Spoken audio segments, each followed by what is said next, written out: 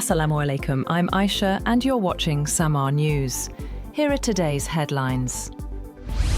Security forces have managed to neutralize another 22 Indian-sponsored militants in parts of Baluchistan as the hunt continues for those behind the recent coordinated attacks across the province that killed nearly 50 people, including security personnel. The Baluch Liberation Army targeted schools, banks and security installations at the weekend.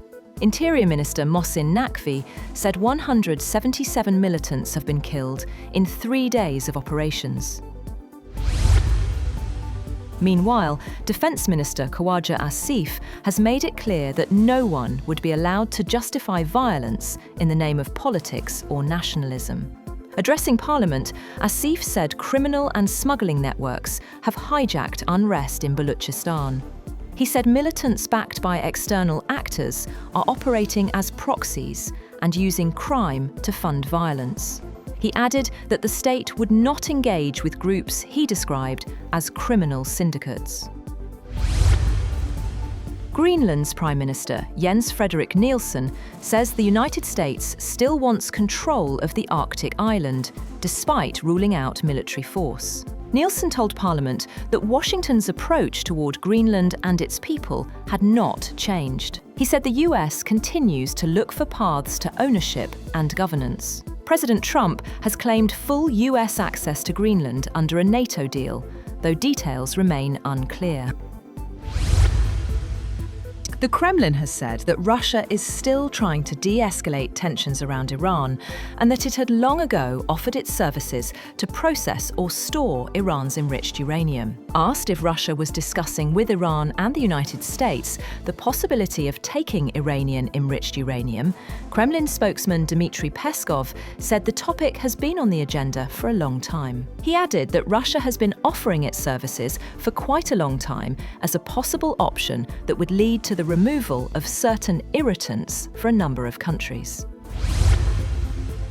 Details of various diplomatic processes to manage tensions with the US are being examined by Iran. Iranian Foreign Ministry spokesperson Esmail Baghai said that Tehran hoped for results in the coming days. He said regional countries are the go-between for messages that have been exchanged. Various points have been exchanged, and we are currently deciding and examining the details of each diplomatic process that we hope will bring results in coming days.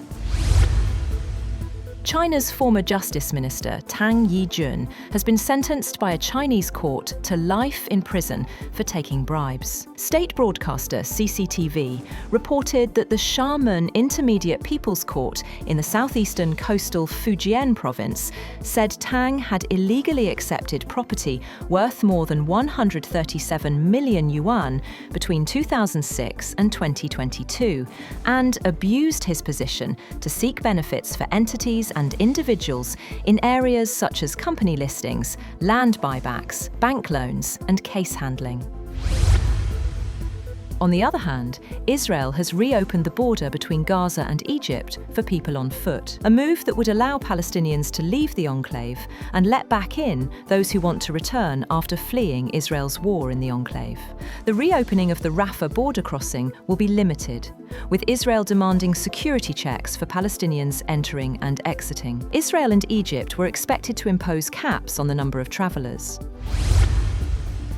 Dmitry Medvedev, deputy chairman of Russia's Security Council, has said the US theft of toppled Venezuelan President Nicolas Maduro shattered international relations and could be considered by Caracas as an act of war. He said in an interview that what happened to Maduro was obviously a violation of any norms of international law at his residence outside Moscow. He added that if US President Trump was stolen by a foreign power, the US would certainly consider it an act of war.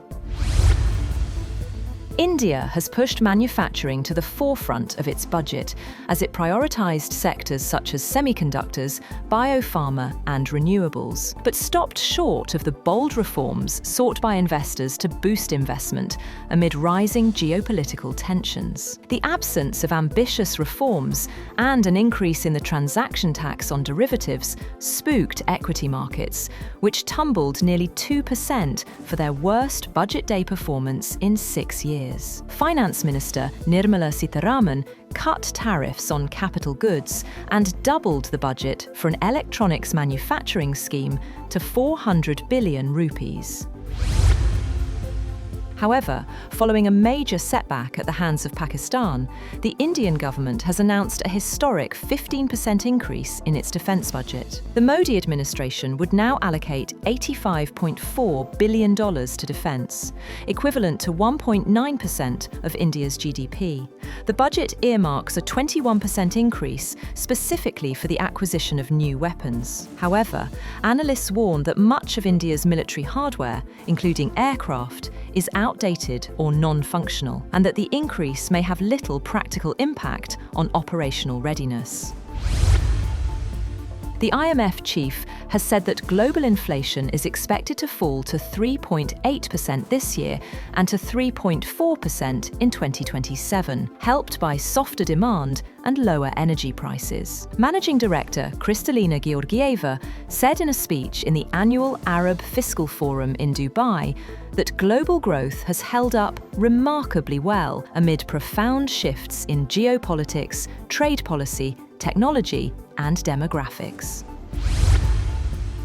Commodities markets have seen a slump led by deep losses in gold, silver, oil, and industrial metals, as the choice of Kevin Warsh as the next Fed chair unleashed selling in risk assets that sent precious metals tumbling for a second session. Gold slid 5% to its lowest in more than 2 weeks, while silver fell more than 7%, following records hit by both metals last week. Oil dropped nearly 5%, easing from multi-month highs, and London Metal Exchange copper fell 3%.